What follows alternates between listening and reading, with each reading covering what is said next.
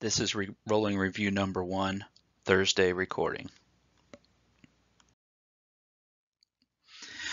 When you're looking at a graph, it has some very important points that you need to know about. The first one is up here at the top. This point where the graph stops going up and starts going down is called the vertex.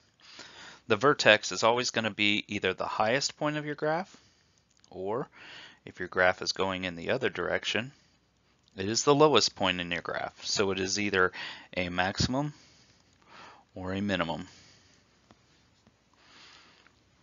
Two other important points are these two. Where the graph hits the x-axis is called the x-intercept. So these two are x-intercepts. We can find x-intercepts by either solving by factoring or using quadratic formula.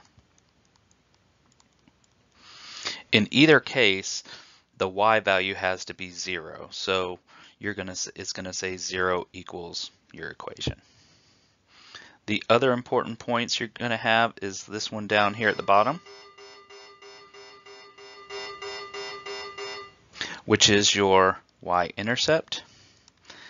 And the y-intercept can be found by making x equal to 0 and then seeing what the equation gives you.